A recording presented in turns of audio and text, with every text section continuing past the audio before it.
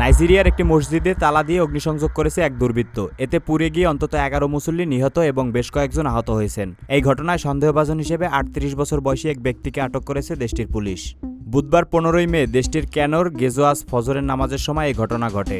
BBC জানিয়েছে জমি সংক্রান্ত বিরোধের জেরে এই হামলার ঘটনা ঘটে। ঘটনার সময় এক ব্যক্তি মসজিদের ভেতরে পেট্রোল ঢেলে বাইরে থেকে দরজা লাগিয়ে দেন, পরে আগুন দেন। এ সময় 40 জন মুসল্লি মসজিদটির ভেতরে আটকা পড়েন। স্থানীয় সংবাদ মাধ্যমের খবরে বলা হয়েছে অগ্নিসংযোগের পরই মুহূর্তের মধ্যে মসজিদটিতে আগুন ছড়িয়ে পড়ে। এ সময় ভেতরে আটকে পড়া মুসল্লিরা তালা খোলার চেষ্টায় ব্যর্থ হয়ে আত্মচিৎকার করেছিলেন। একই মসজিদে বিস্ফোরণও হয়। বিস্ফোরণের শব্দ শুনে স্থানীয়রা ঘটনাস্থলে গিয়ে আটকা পড়াদের উদ্ধার তৎপরতা চালায়। এক বিবৃতিতে দেশটির পুলিশ বলেছে, খবর পেয়ে ক্যানো শহর থেকে তাৎক্ষণিকভাবে বোম বিশেষজ্ঞ সহ উদ্ধারকারীদের পাঠানো হয়। পরে পুলিশ নিশ্চিত করেছে এই হামলায় কোনো বোমা ব্যবহার করা হয়নি। ক্যানোর ফায়ার সার্ভিস বলছে, আগুন লাগার পর তাৎক্ষণিকভাবে তাদের খবর দেওয়া হয়নি, যদিও পরবর্তীতে খবর পেয়ে ঘটনাস্থলে গিয়ে খুব দ্রুতই পরিস্থিতি নিয়ন্ত্রণে নেয়।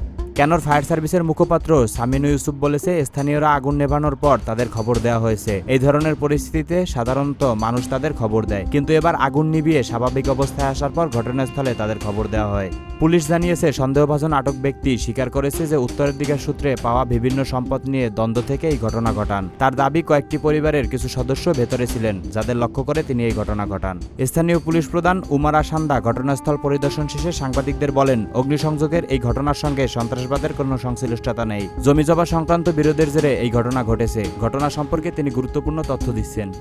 এদিকে হামলার পরপরই এক মুসল্লি নিহতের কথা বলা হয়েছিল, আর আহতদের উদ্ধার করে ক্যানোর মুরাতলা মোহাম্মদ বিশেষায়িত হাসপাতালে নেওয়া হয়। পরে সেখানে চিকিৎসাধীন অবস্থায় বাকিরা মারা যান।